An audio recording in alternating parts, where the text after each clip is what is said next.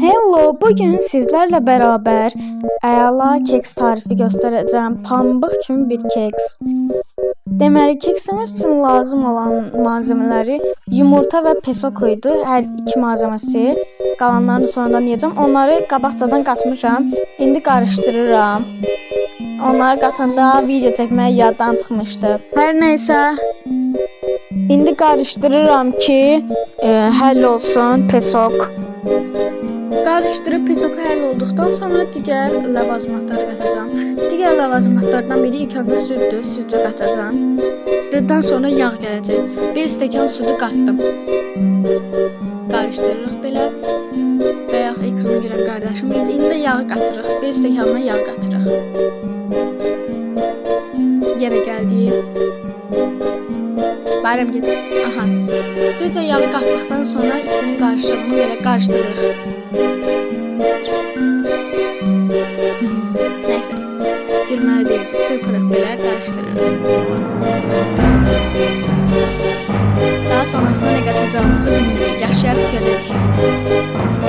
Qarışdırırıq, qarışdırırıq, qarışdırırıq. Neyse. Sonrasında 4 stəkan un qatırıq. 1, ikinci stəkan, üçüncü stəkan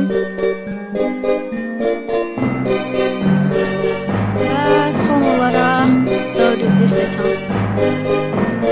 Bu arada videoya əlavə səsləndirmə elədiyim üçün sonradan deyirəm. Həqiqətən səhv eləmişəm, 4-cü stəkanı qatmamalıydım, amma sonradan tarifə əlavələrdə bulundum. Yəni əlavələr əlavə. Daha çox ləvazimat əlavə elədim içinə mail etsin deyə. Daha sonra bunu bir xorda çalırıq.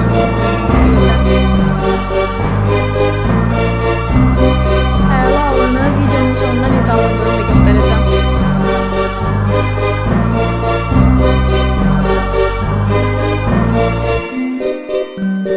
Belə birə qoyuruq, bir xorda onu çalırıq belə.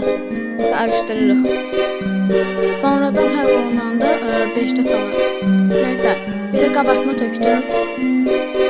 Daha sonra ikinci qabartma paketi, bunları əvvəldən kəsib baxmalı. Oy, siz daha təhlükəli edə bilərsiniz.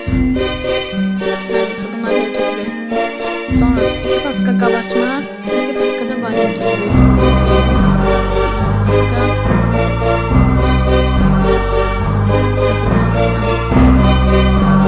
İkinci patka.